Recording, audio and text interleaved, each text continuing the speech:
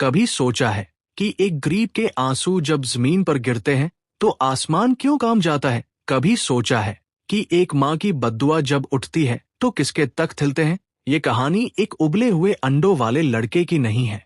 ये कहानी है उस इंसाफ की जो अदालत से नहीं, ऊपर वाले से मिलता है। वो एक हाथ जो रोज मेहनत करता था और वो दूसरा हाथ जो वर्दी पहनकर जुल्म करता था। लेकिन जब ऊपर वाला फैसला करता है तो न वर्दी बचती है न घमंड, सिर्फ सजा बाकी रह जाती है। ये है आसिफ और उसकी माँ की कहानी। जुल्म के उस ताज को गिरते देखो जिसे इंसान ने नहीं, ऊपर वाले ने तोड़ा। सुबह की ठंडी हवा अभी पूरी तरह फैली नहीं थी, लेकिन आसिफ की माँ की आंखें रात भर जागने की गवाही दे रही थी। उठ बेटा, अंडे ठंडे हो जाएंगे, आज देर नहीं करनी। उसकी आवाज में ममता भी थी, थकान भी, और एक अजीब सी मजबूरी भी। आसिफ मुश्किल से 15 साल का दुबला पतला लड़का था। बाप कब का गुजर चुका था। अब घर की पूरी जिम्मेदारी उसी के नाजुक कंधों पर थी। उसकी माँ हर रोज किसी फैक्ट्री से कपड़े सीने का काम लेकर आती और रात को तस्बीह घुमाते हुए दुआ करती, या अल्लाह मेरे बेटे को उसकी रोजी दे देना, तू देख रहा है उसके हालात। आसिफ ने अपनी टूटी हुई साइकिल पर अंडों की टोकरी बांधी और सड़क की तरफ रवाना हो गया। वो किसी ट्रैफिक सिग्नल के पास बैठकर आवाज लगाता, उबले अंडे लो, गर्म अंडे, मेहनत की कमाई के अंडे। लोग आते, कोई भाव पूछता, कोई बिना कुछ कहे चला जाता। कुछ ठहरते, कुछ हंसते हुए मोल भाव करते, लेकिन आसिफ के चेहरे पर कभी शिकन नहीं आई। उसे मालूम था ये अंडे उसके घर का चूल्हा जलाते हैं। पर उस दिन किस्मत को कुछ और ही मंजूर था।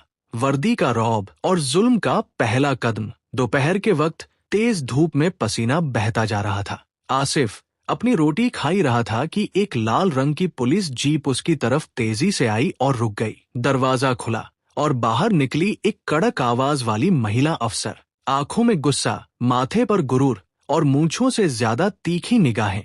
उसके सीने पर पुलिस का बैज चमक रहा था, लेकिन दिल शायद अंधेरे में डूब चुका था। अबे ओ, ये सड़क तेरे बाप की है क्या? यहाँ बैठने की इजाजत किसने दी? मैडम, मैं हर रोज यही बैठता हूँ, किसी को तंग नहीं करता, बस घर चलाने के लिए। ज्यादा जबान मत चला, कानून मत सिखा मुझे। और बस इतने में उसने अंडों की टोकरी को एक ही झटके में सड़क पर दे मारा। टोकरी उलट गई, अंडे जमीन पर बिखर गए, जैसे आसिफ की पूरी जिंदगी बिखर गई हो। किसी ने कुछ नहीं कहा। आसपास के दुकानदार चुप रहे। एक बूढ़ा आदमी दूर से सब देखता रहा, लेकिन कोई आगे नहीं आया। मैडम ने गुस्से में उसे थप्पड़ मारा, धक्का दिया और कहा, सिस्टम खराब कर रहे हो तुम जैसे लोग, सड़क पर गंदगी फैलाते हो, हट यहाँ से। आसिफ की आंखों से आंसू नहीं, इंसाफ की तलाश बह रही थी। शाम को जब आसिफ घर पहुंचा, उसके कपड़े मैले थे, चेहरा सूजा हुआ था और हाथों में अंडों की गंध अब भी बसी थी। माँ ने देखा पर कुछ नहीं कहा, बस उसे सीने से लगाया और आंसू बहाती रही। उस रात माँ ने खाना नहीं खाया। वो चुपचाप वुजू करके जानमाज पर बैठ गई। या अल्लाह, तू सब देखता है ना, तू गूंगा नहीं, तू अंधा नहीं। उसने हाथ उठाए, फिर आंसू बहते रहे। न अल्फाज थे न बद्दुआ, लेकिन दर्द का जो सन्नाटा था वो आसमान तक पहुंच गया। जब दर्द खुदा की अदालत से उतरता है, कुछ रातें इंसान की नींद नहीं उड़ाती बल्कि उसे बदल देती है। पुलिस अफसर रंजीता यादव को उस दिन किसी ने जवाब नहीं दिया था, लेकिन कुछ था जो जवाब देने ही वाला था। एक ऐसी सजा जो ना कानून में लिखी है ना मेडिकल साइंस में। उस रात जब रंजीता अपने सरकारी क्वार्टर में पहुंची तो उसका मन अजीब बेचैनी से भरा हुआ था। ना टीवी अच्छा लगा ना मोबाइल। आईने में चेहरा देखा तो यूं लगा जैसे अपनी ही आंखों में डर छुपा हो। बिस्तर पर लेटते ही अचानक एक अजीब सी खुजली दाहिने हाथ में महसूस हुई। वही हाथ जिससे उसने आसिफ को मारा था। अंडों की टोकरी गिराई थी। मच्छर काट गया होगा, उसने सोचा और सो गई। मगर अगली सुबह जैसे पूरी दुनिया पलट गई। वो हाथ अब उसका नहीं रहा था। रात में जो हल्की खुजली थी, सुबह तक वो हाथ पूरा सूजा हुआ, लाल और भयानक दानेदार हो चुका था। उसकी उंगलियां अकड़ी हुई थी, हथेली सख्त पत्थर जैसी, और कंधे तक खिंचाव था। ये क्या हो गया? वो चिल्लाई, मगर दर्द ने उसकी चीख को भी दबा दिया। जब उसने आईने में हाथ देखा तो उसका रंग काले जली हुई मिट्टी जैसा हो चुका था और सतह पर छोटे छोटे लाल नीले उभरे हुए फफोले थे। बिल्कुल जैसे किसी जहरीले सांप ने काट खाया हो। वो तुरंत हॉस्पिटल पहुंची। डॉक्टर्स भी रह गए हैरान।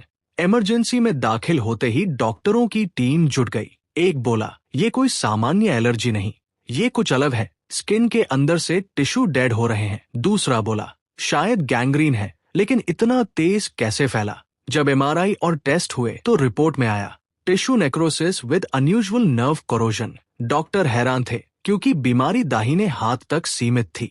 कंधे के ऊपर सब कुछ बिल्कुल नॉर्मल था। उसने कांपते हुए पूछा, डॉक्टर, क्या मेरा हाथ बच सकता है? जवाब आया, अगर 2 दिन में असर नहीं रुका तो हाथ काटना पड़ेगा। वो हाथ जो घमंड करता था अब जमीन को छू भी नहीं सकता। एक अफसर जो कभी हाथ से लाठी चलाती थी, जुर्म की फाइलों पर दस्तखत करती थी, अब वही हाथ उसका बोझ बन चुका था। घर पर आते ही वो दर्द से कराहती रही। नींद गायब थी, बदन कांप रहा था और हर घंटा उसकी सजा को और कड़ा कर रहा था। लेकिन असली दर्द तो तब हुआ जब उसने उस हाथ को छूने की कोशिश की। उसकी अपनी उंगलियां अब पत्थर जैसी लग रही थी, ना नमी थी ना ताकत। वो जोर से चीखी, क्यों हो रहा है ये? मैंने किसी का क्या बिगाड़ा? लेकिन उसकी आवाज सुनने वाला कोई नहीं था। दर्द अब दिमाग तक चढ़ चुका था और अब उसकी चीखें आसमान से टकराने लगी थी। दूसरी रात और एक डरावना सपना। अगली रात जब वो मुश्किल से सोई तो सपना आया। सपने में एक छोटा बच्चा आसिफ उसके सामने खड़ा था। उसकी आंखों में आंसू थे और हाथ में टूटी टोकरी। वो बोला, आपने मेरे घर की रोटी गिरा दी, मेरी माँ की आंखों का पानी देखा आपने? अब अल्लाह ने जवाब भेजा है। वो हाथ जो गरीबों की रोटी गिराता है अब खुद से भी दूर हो जाएगा।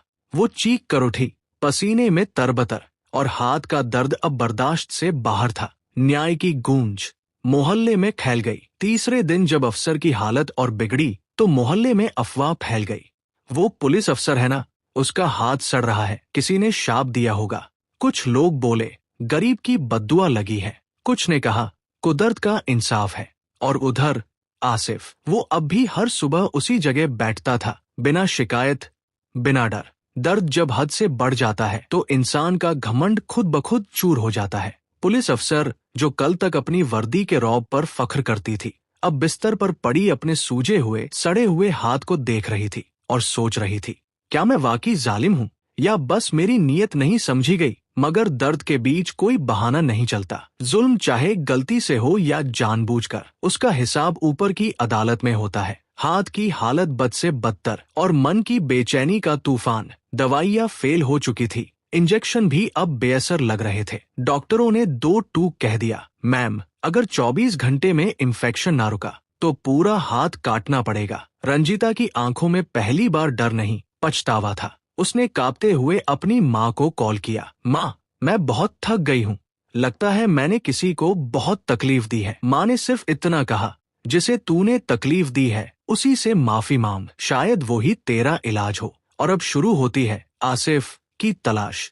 दूसरे दिन बिना वर्दी पहने, एक सिंपल सलवार कुर्ता डालकर, रंजीता अपने सूजे हुए हाथ पर कपड़ा बांधकर मोहल्ले की गलियों में निकली। बिना किसी ईगो के, बिना किसी पुलिस या रौब के। हर दुकान, हर चाय वाला, हर फुटपाथ वाले से पूछती। यहाँ एक लड़का अंडे बेचता था, दुबला-पतला, उम्र में छोटा, नाम शायद आसिफ। देखा है, कुछ लोग पहचानते ही नहीं थे, कुछ आंखें चुराकर मुस्कुरा देते और कुछ ने सीधा कहा, तू ही वो पुलिस है ना जिसने उसका सारा सामान गिरा दिया था? वो सिर झुकाकर कहती, हाँ, मैं वही हूँ, अब माफी मांगना चाहती हूँ। तेज बारिश और टूटी हुई उम्मीद। जब वो घंटों ढूंढती रही और आसिफ नहीं मिला तो शाम, बारिश शुरू हो गई। वो एक बंद दुकान के शटर के नीचे बैठ गई, भीगता हुआ बदन, कांपता हुआ हाथ और आंखों में अजीब सी खामोशी। तभी पास में बैठे एक बूढ़े फलवाले ने पूछा, बेटा, तुझे आसिफ क्यों चाहिए? उसने कांपती आवाज में जवाब दिया, क्योंकि मेरे हाथ से उसका दिल टूटा था, अब मेरे हाथ ही सड़ गए हैं। बूढ़ा मुस्कराया और बोला, कल सुबह वो यहाँ बैठता है, कोशिश कर, शायद मिल जाए। लेकिन बेटा, माफी मांगने में देर ना हो, वरना हाथ ही नहीं, पूरी किस्मत सड़ सकती है। उस रात रंजीता एक मस्जिद के बाहर बैठी रही। किसी मुसलमान महिला ने उसे अंदर बुलाया। तू गैर नहीं, दर्द तो सबका एक जैसा होता है, चल अंदर दुआ कर। वो वजू करके अंदर गई और पहली बार अल्लाह के सामने सिर झुकाया। मेरे अल्लाह, मैं नहीं जानती तुझे कैसे पुकारते हैं, लेकिन जिस माँ की बद्दुआ मेरे सिर पे है उससे मुझे बचा ले। मैं बदल चुकी हूँ। सुबह हुई, पंछी चहचहा रहे थे, बारिश थम चुकी थी और उसी पुराने ट्रैफिक सिग्नल के पास एक दुबला पतला लड़का साइकिल पर अंडों की टोकरी लेकर बैठा था। वही मासूम चेहरा, वही मासूम आवाज, उबले अंडे लो, गर्म अंडे। रंजीता ने कांपते हुए उसके पास जाकर कहा, तू आसिफ है ना? हाँ। क्यों मैडम, अब क्या गलती हो गई? उसकी आवाज में डर नहीं था, लेकिन घाव अब भी ताजा थे। सालों बाद वही चौराहा, पर बदली हुई तस्वीर। वक्त के साथ सब कुछ बदल गया। गली की टूटी सड़क अब पक्की हो चुकी थी। ट्रैफिक सिग्नल के नीचे अब उबले अंडे की आवाज नहीं गूंजती थी और आसिफ अब साइकिल पर नहीं, सरकारी जीप में बैठता था। वो जो कभी सड़क पर बिखरा था, अब वर्दी में इज्जत से खड़ा है। जी हाँ, आसिफ अब एसआई आसिफ खान बन चुका था। आज उसका पहला दिन था। थाने के मेज पर पहली एफआईआर लिखते वक्त उसकी कलम का पहला शब्द था, शिकायतकर्ता एक गरीब रेहड़ी वाला है जिससे पुलिस अफसर ने जुल्म किया। मैं वर्दी में हूं, पर आंखें अब भी इंसाफ ढूंढती हैं। दस्तखत करते हुए आसिफ ने नीचे लिखा, मेरी मां की तस्बीह ने मुझे यहां तक पहुंचाया है। मां का कमरा और वो ही जानमाज। अब मां बूढ़ी हो चुकी थी, पर उसकी तस्बीह अब भी उसी तरह चलती थी। जब उसे बताया गया कि आसिफ अब अफसर बन गया है, उसने सिर्फ यही कहा, या रब, मैंने कभी उसके लिए दौलत नहीं मांगी, सिर्फ इज्जत मांगी थी, और तूने मेरी झुकी हुई पीठ को सीधा कर दिया। वो अफसर जो कभी गुरूर की मूरत थी, अब एक मदरसे में बच्चों को कानून और इंसाफ का सही मतलब समझाती है। जब कोई बच्चा उससे पूछता, मैडम आप वर्दी में क्यों नहीं? वो मुस्कुरा कर कहती, वो वर्दी तो जल गई बेटा, अब मैं सिर्फ इंसान बनकर जीती हूं। एक दिन मां की तस्बीह का एक और दाना टूटकर जमीन पर गिरा। आसिफ ने उठाकर मां को दिया और पूछा, ये फिर क्यों गिरा? मां ने मुस्कुरा कर कहा, शायद अल्लाह ने आज भी किसी के जुल्म का हिसाब ले लिया है, या किसी और। आसिफ की मां ने दुआ में हाथ उठाया है। अगर आपको आसिफ और उसकी मां की ये कहानी दिल को छू गई हो, अगर आपने भी कभी किसी मां के आंसू देखे हों या खुद पर जुल्म सहा हो, तो इस वीडियो को लाइक जरूर करें, अपने दोस्तों और परिवार के साथ शेयर करें, ताकि कोई और सबानाज बनने से पहले रुक जाए। और ऐसी ही सच्ची, दिल को छूने वाली कहानियों के लिए हमारे चैनल को सब्सक्राइब करें, क्योंकि इंसाफ सिर्फ अदालतों में नहीं, कहानियों में भी जिंदा रहता है। शुक्रिया। अल्लाह हाफिज।